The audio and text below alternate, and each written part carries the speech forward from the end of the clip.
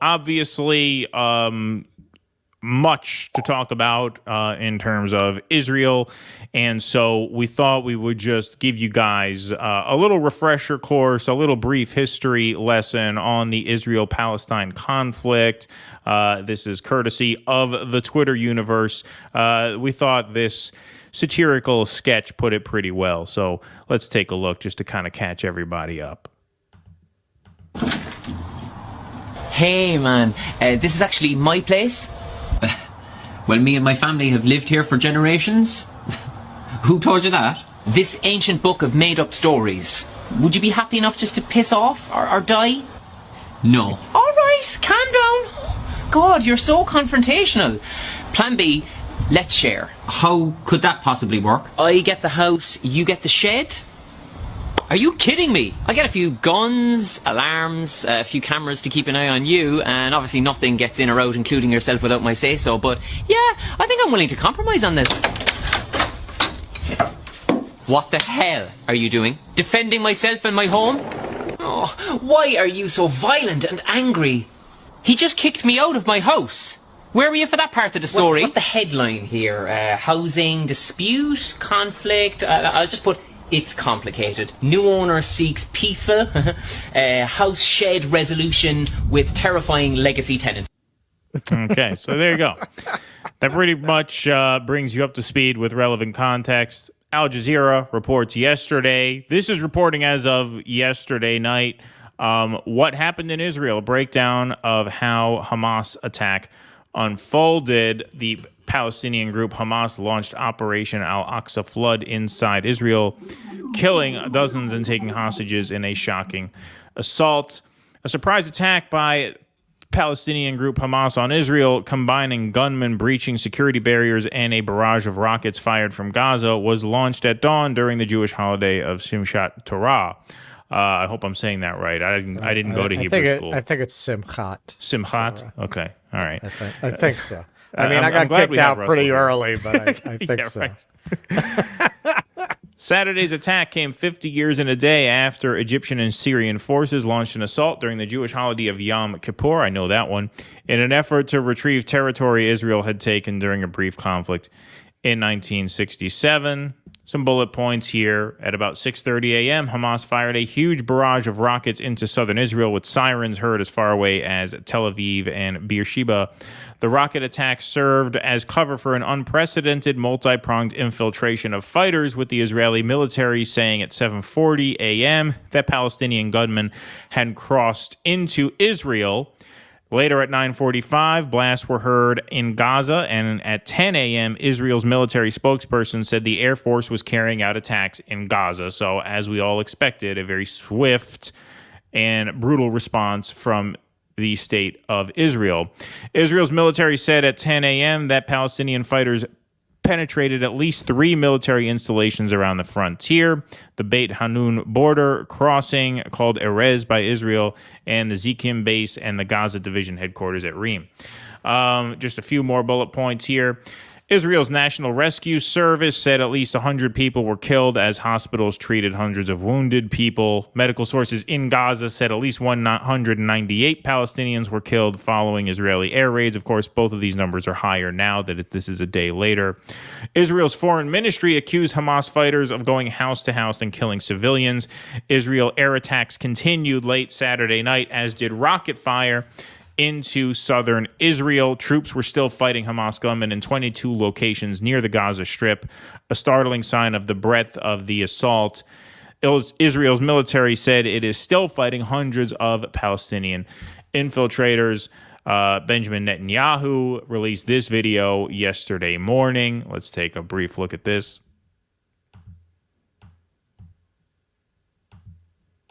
אזרחי ישראל, אנחנו במלחמה. לא במבצע, לא בסבבים, במלחמה. הבוקר חמאס פתח במתקפת פתע רצחני נגד מדינת ישראל ונגד אזרחיה. אנחנו בתוך זה משעות הבוקר המוקדמות. כינסתי את ראשי מערכת הביטחון, הנחיתי קודם כל לטהר את היישובים מהמחבלים שחדרו פנימה. הפעולה הזאת מתבצעת בשעות הללו. במקביל הוריתי לבצע גיוס מילואים נרחב ולהשיב מלחמה שערה בעוצמה ובהיקף שהאויב לא הכיר. האויב ישלם מחיר שהוא לא ידע כמותו. אני קורא בינתיים לכל אזרחי ישראל להישמע בקפדנות להנחיות הצבא, להנחיות פיקוד העורף. אנחנו במלחמה ואנחנו ננצח בה. So, a formal declaration of war there, emphasizing that the enemies will pay an unprecedented price and that the counterattack will be like nothing Gaza has ever seen. And anybody who knows anything about this history knows that they have already been subject to countless brutal attacks at the hands of the Israeli government. And so, extremely severe what is happening right now, and that's really putting it mildly. Let's hear, or read, shall we say, from President Joe Biden. Statement: the United States unequivocally condemns the unprovoked attacks by Hamas terrorists against Israeli civilians. There is never any justification for terrorism. We stand firmly with the government and people of Israel and extend our condolences for the Israeli lives lost in these attacks. National Security Advisor Jake Sullivan has spoken to Israeli National Security Advisor Saki Hanegbi. I apologize if I got his name wrong, although not really. And we remain in close contact with our Israeli partners. That word there, unprovoked, used by Biden, used by the national security team. Jake Sullivan, his name keeps coming up, right? What do we always say? We're actually being run by Jake Sullivan. Jake Sullivan's the actual president, not Joe Biden. He's basically like Agent Smith in The Matrix. He's behind everybody. Exactly. Yes, good way to think of him. Unprovoked was really the word of the day yesterday. Sarah Huckabee Sanders tweets out, this unprovoked sneak attack against innocent Israelis is an act of war. Notice a lot of Democrats and Republicans use the same language here. John Fetterman, Democrat, obviously forcefully condemned these cowardly, horrifying, unprovoked attacks. Well, this is his wife. Clearly wrote this. Oh, yeah, right, exactly. Mike Pence, unprovoked. Jerry Carl, unprovoked. Andy Barr, unprovoked. Jim Himes, unprovoked. Mike Lawler, unprovoked. Here's Ryan Knight. Israel has spent the past 75 years, yes, provoked, committing apartheid and genocide against the Palestinian people. So no, this was not an unprovoked attack. This was an act of resistance against a brutal occupying force. Here's just a closer zoom into the map you could see from 1947 through 2005. Now, I just want to pause here for a second and ask, what do you see when you see that map? I see a government that wants to wipe out Gaza and the West Bank entirely. They want to swallow the Palestinian state entirely. This is why talk of a two-state solution at this point is a joke. You can't have a two-state solution when one state has proven throughout the past 75 years that it is intent on cannibalizing the other states. So that's number one. Number two, I have to say, for all the talk that this was unprovoked, we obviously know that that is nonsense. I have to say, I feel all violence is tragic. I feel all war is obscene. Violence and war, to me, is a failure of humanity. And so, obviously, it ought to go without saying, but it can't, because we're all living in the most propagandized country in the world, that we do not condone killing women, killing children. But this is a situation where to have that argument over how the Palestinians resist is completely fucking moot. Because as you will see very soon, and as most of you already know, Israel has made it literally impossible for the people of Gaza, for the people of the West Bank, to resist in any way but the way they did. They cannot organize politically. They cannot organize militarily. They cannot organize economically. They are policed brutally. They are surveilled constantly. They are denied basic human freedoms, right down to freedom of movement.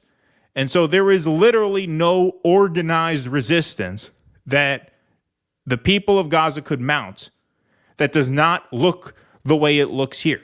It is impossible. So to litigate that is nonsense. It's a non-argument. They have made it impossible. And if we're keeping track, the human cost of the Israeli-Palestinian conflict, these are deaths and injuries since 2008. You can see how lopsided that is. Total deaths from 2008 to 2020, 5,590 to 251 deaths on the Israeli side.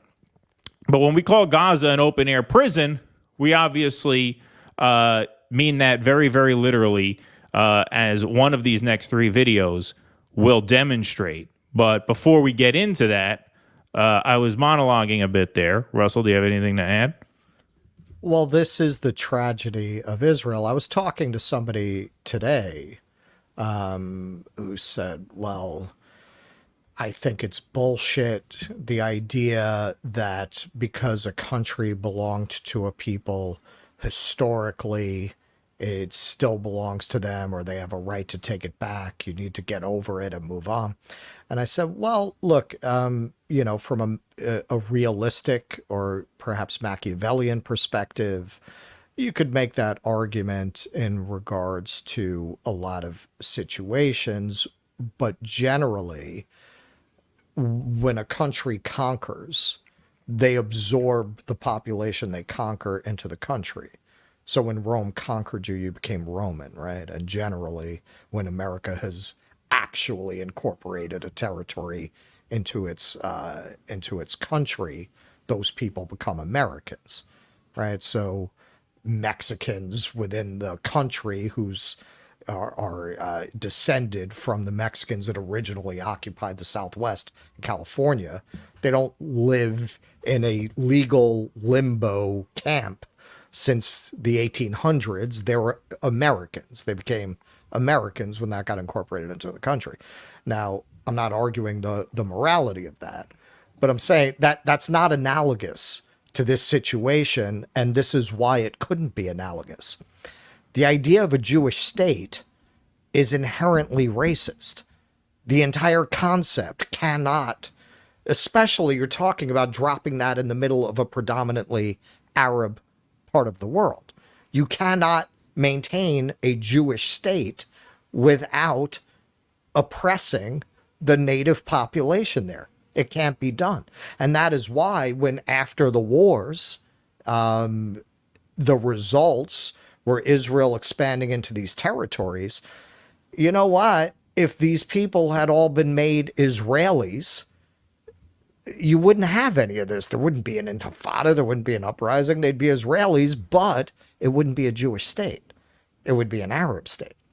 That is the unusual situation of Israel. And to me, the tragedy of Israel is their response to being horrifically murdered by a racist state was to go create one.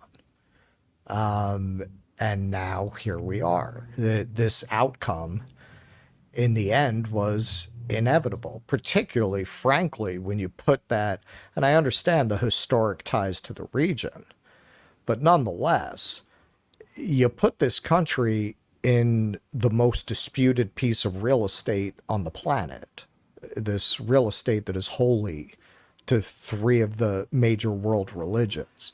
Nobody has ever held that land without having to fight over it. So when you combine all of that, Israel was a bad idea. Like it's understandable, perfectly understandable why coming out of the Holocaust, they would have felt a need to establish a nation.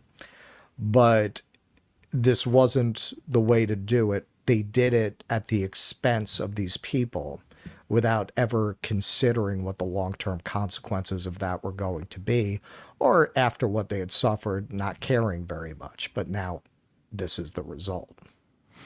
Yes. And I want to go to some video here. This first bit is from a documentary called Gaza Fights for Freedom. This is from Means TV. They publish this documentary now for free This is Abby Martin's film, so his is a clip from that, just demonstrating a little bit what we mean when we say it's an open-air prison. I think it's important for people to see that that is not in any way a figure of speech or an exaggeration. So let's take a look.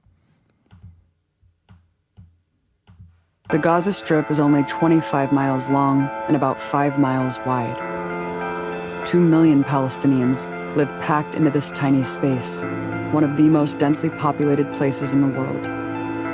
Half are children. Many live in refugee camps speckled throughout the besieged territory. A stunning 80% of the population relies on foreign aid. Aptly called an open-air prison, there are only 2 ways to leave the enclosed area: the Erez crossing into Israeli territory and the Rafah crossing, which goes to Egypt. Both are completely controlled by hostile militaries. What Israel calls a border is actually a heavily militarized perimeter fence comprised of barbed wire, surveillance networks, and lethal no-go zones. If you roam too close to the so-called no-go zone, which extends 300 meters out from the fence, Israeli forces have authorized themselves to shoot to kill. Thousands of unarmed Palestinians have been shot for violating this rule in 2018 alone. The same goes for Gaza's coastline. It is the only place in the world where you can't even flee by boat, as refugees elsewhere often do. Fishermen are restricted to only a few nautical miles from their shore. Straying past that, even by accident, you can be blown out of the water by Israeli warships. A massive seawall in the north and south, currently being extended, boxes them into their small sliver of sea. This violence is compounded by an economic blockade that imposes a chokehold of poverty on Gaza, resulting in one of the highest unemployment rates in the world, according to the World Bank. Okay, so that is called an open-air prison. If anybody wants to describe it any differently, if you have a better definition that you want to float to me, I'm open to suggestions. I don't see how you can call that anything but an open-air prison. Second piece of video, this is from Al Jazeera. They interviewed a former Israeli soldier talking about ways in which they would surveil the people in the open-air prison, as I just said. So let's take a look at this. What most haunts you and your conscience about what you did in your time as a soldier?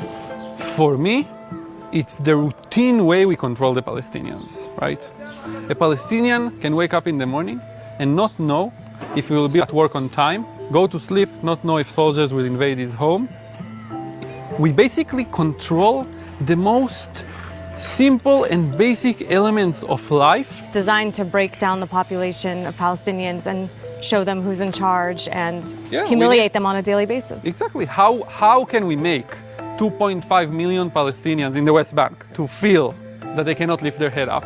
We will make them understand that we control their lives.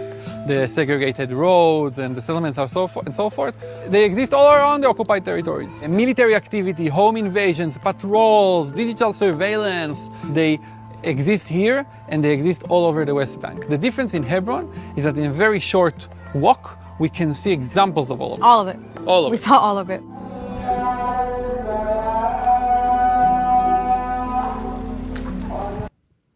Okay. Last piece of video I have here before we get back to the slides is something that Nico House actually posted to his Twitter feed on October 2nd. That's not to say that's when this was published, but this obviously, what we're about to see, was an interview with a little Palestinian girl, which took place obviously before this most recent explosion in violence. This is not an easy watch. There's no graphic violence in any of the videos that we're showing you, but this is a tough sit here. So just be warned. Before we get into that, and I just want to point out, and this comes up to watching the video I shot today. Most people are so ignorant of what the real conditions are for Palestinians. They really don't know. The media doesn't show those images. It doesn't tell people. I heard people saying they live better, here than anywhere else in any of the Arab countries. I mean, you hear that a lot from the Zionist side. Yeah, and it's easy for them because the media, even though the media is not as bad as it used to be, the media used to be RFK. Like when I hear RFK, and I've said this, his views on Israel are like circa 1975. Like that would have been default Democrat position on Israel in 1975. The media has evolved, but it started where RFK is, and it's gone maybe 25% of the way towards revealing the reality of life for these people. Yeah, absolutely. And speaking of reality of life for these people, like I said, there's a video that Nico House posted to his feed on October 2nd. So this was obviously before this most recent spat of violence. But here is a little girl whose house was recently bulldozed. يعني على اساس انهم هد الدار يعني راح نخاف كتير واو يعني هد الدار راح نخاف كتير راح نخاف راح ينقلع اول ما اجينا من المدرسه لقينا الجرافات باب الدار قاعدين بيهدوها ولقينا كل الناس على باب الدار غرفتي ولا عيبي وراحوا معي ورحت خزينتي راح تختي بس رايحين نطلع من القدس لأنه هم قوات احتلال عمالهم بيطلعونا من دارنا عمالهم بيطلعونا من القدس عمالهم بيطلعونا من فلسطين نروح بس نبص رجلهم لا والله فشرت عينهم كمان. Okay, They have it so good. Yeah. You're telling me, like I said, a population that is surveilled their every move, they are policed brutally. We've covered stories of Palestinians being shot in the streets for no reason, jailed. Journalists. Yeah, journalists. You're telling me there is a possibility for organized, quote unquote, legitimate resistance to the occupation? They have no capacity to do that. They are not given the capacity. They are not afforded the capacity to do that. And so, therefore, what happened was entirely provoked. It was deliberately provoked. Okay, as Jill Stein, actually, friend of show Jill Stein, put it very well in ways that we will. We're doing a roundtable with her and Buck Angel. No? Yeah, right. Exactly. That's our Christmas special. Right. Exactly. So the response from Israel is going to be absolutely devastating. Breaking. Israeli Prime Minister Benjamin Netanyahu called on Palestinian civilians in Gaza to leave now. Again, leave where? Borders are policed on both ends. Okay? Because the Israeli military is going to turn all Hamas hiding places into rubble. By the way, a Hamas hiding place is anything that Benjamin Netanyahu says is a Hamas hiding place. Hospital, school, apartment building. We've seen news all the time. People in Gaza, sound a siren. Okay, we're blowing up this apartment building in 10 hours. You have 10 hours to leave. And I really don't understand the boat thing. Like, you're moving your settlers in there. And listen, okay, I don't want to cross a line here. I want to make clear I'm in full agreement with Keaton regarding, of course, we don't celebrate anyone's death, much less children and families. That having been said, if I were personally moving into a territory that I knew people had been driven out of their houses so I could live there, I don't know, man. I'd be a little nervous about those people coming back. Of course. Medea Benjamin says, Netanyahu tells the people of Gaza to leave. We will turn all the places that Hamas hides in and operates from into rubble, but the people of Gaza have nowhere to go. That's the problem to begin with. Gaza is an open-air prison whose borders are controlled by Israel. The imports are controlled by Israel. The agriculture is controlled by Israel. The utilities are controlled by Israel. Well, and with the boats, look, you're trying to drive these people off their land, clearly, right? You keep building these settlements. Even Obama wasn't friendly to the idea, and they still kept doing it. Right. Just ignored them, right? So why wouldn't you want them to leave? I don't even understand that. Like, why wouldn't you want them to flee by water? Yeah. Yeah. I guess they just want to control their flow of movement because they're afraid of, That they'll militant group attacks. somewhere Yeah. and come attack them. Exactly. Breaking. Netanyahu announces that Israel is starting a blockade of Gaza and will cut it off from all electricity, fuel, and goods coming in from Israel. So, let's hear Nikki Haley. This is not just an attack on Israel. This was an attack on America. Finish them, Netanyahu. They should have hell to pay for what they've just done. Max Blumenthal retweeting an Israeli member of Knesset representing the ruling Likud party calls for full ethnic cleansing of Palestine, thundering for a Nakba. The Nakba was the day that the people were driven from their land. That is a Palestinian day of remembrance to this day. This was the 75th anniversary of that, the first one being 1948. The translation from this, like I said, member of the Israeli government: turn off the enemy now. This day is our Pearl Harbor. We will still learn the lessons. Right now, one goal, Nakba. A Nakba that will overshadow the Nakba of 48, which once again, that's the day that the Palestinian people were forcibly removed from their home. Right here, you're admitting the original sin of the Israeli state. Yes. You are admitting, because I've seen some people trying to fudge in response to one of my tweets, actually. I've had people say, half the people in Israel are descended from the area. Like they're trying to legitimize it by saying that really it was Jewish. Look, man, I've known a lot of Israelis. Most of them are not coming from Alexandria. Their people have not been there since biblical times. Most of them came in after World War II as part of that wave of taking that land from Eastern Europe. And here, I mean, they're openly acknowledging that they drove these people off their land. A lot of Israelis. They're very proud of it. They're not ashamed of it. Well, no, a lot of them will try to fudge that. They'll try to make it as if it was predominantly Jewish and they just formalized their control of it. Right? A lot of them will not make it but there so was clear. Obviously, this is a matter of historical fact. This is not to be disputed, a forceful removal of Palestinian people from their land. Right. But they'll often try to muddy it up to make it sound more like they were dominant there anyway. Right. Okay. Well, obviously, we know what that's about there. So here's this quote. Like I said, that's the translation.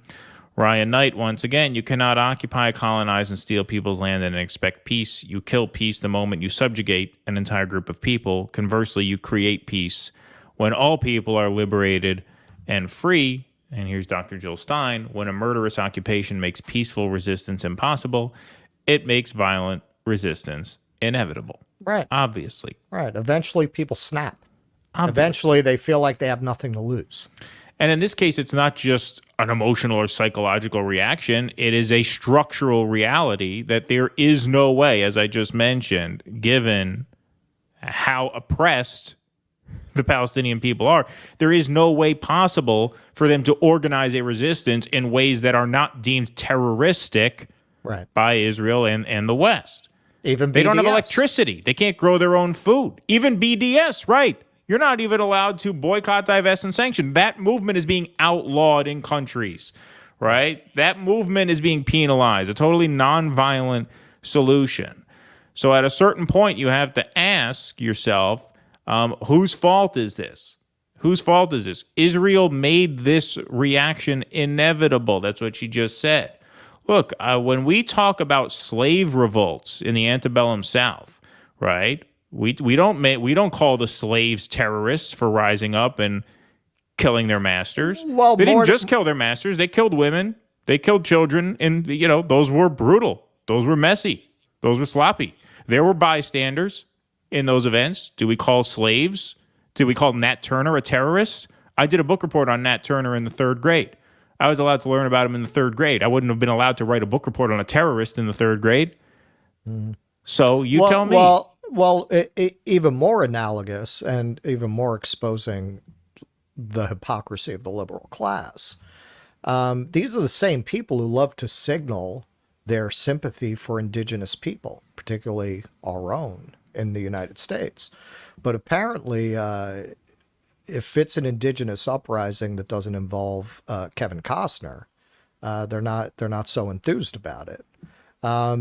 These are indigenous people rising up against a colonial power. I mean, you're supposed to be supportive of that, right? These are the Aboriginal people of that region fighting to get their land back. I mean, you love to cheer for it in a Hollywood movie. You don't like it in real time. You have all these people, oh, what would I have done in those times? Exactly what you're doing now. You're cheering for the colonizers, like most people do. Absolutely. Absolutely. Robert Penner says the mindset of retaliation because they started it is a downward spiral. I see some people giving us a little pushback, and that's fine. That's fair. This is a heterodox show. This is a touchy issue, obviously. So all viewpoints are welcome here. But I will say, in a very literal sense, Robert, you're correct. It is a downward spiral. This is not going to lead to the liberation of the Palestinian people. I see a lot of people whose hearts are in the right place, who want to kid themselves into thinking that Palestine will end up free, that the resistance is here, that a rebellion is here. That's not what's going to happen. What's going to happen, I suspect, is what Netanyahu has signaled he wants to do for almost his whole life, which is he's just going to kill everybody. Mm-hmm. How's that? I'm not going to sugarcoat it for people. I'm not going to tell you that this is going to lead to any liberation of Gaza or the West Bank. No. As we heard from Netanyahu just a few moments back, as I showed you in reports, the Israeli response to this is going to be violent in an unprecedented manner. And like I said, if you know anything about this conflict, you know how violent they have been in the past. They are going to flatten Gaza. There's not going to be a Palestine for much longer. That's how I see it. Do I want that to happen? No, but you look at the trajectory that we're on. Look at this map again. What does this look like is happening? Right. It looks like this has been happening for the past 75 years. And now Israel has the pretext that they need to just turn that entire map white. And that's what I think is going to happen. It's a horrible tragedy and no good is going to come of it. So I'm not going to sugarcoat things and try and put a spin on this that there's going to be some battle and some conflict. No, they are going to wipe these people out. That's what's going to happen. And it pains me to say that, but that is what's going to happen. And one of the reasons it's going to happen is because no one is going to stop them. Who's going to stop them? Right. Is Joe Biden going to stop them? We're going to help them. Is Donald Trump going to stop them if he wins again? No. Is RFK going to stop them? No. Who's going to stop them? Well, certainly not RFK. I'm going to introduce one wild card to this scenario. There's a lot of noise about Iran having backed this and signed off on it. When you look at the geopolitical situation right now regarding BRICS, regarding Russia, regarding Ukraine, regarding the erosion of U.S. power, we have not had Arab states join together to attack Israel since 1973, the 73 Yom Kippur War, I believe. Hey, man, it wouldn't shock me. It wouldn't shock me, given current circumstances around the world. Because just like Russia decided the West will never be as weak as they are right now, if we're going to go now, we got to go now, coming out of COVID, while everything's discombobulated.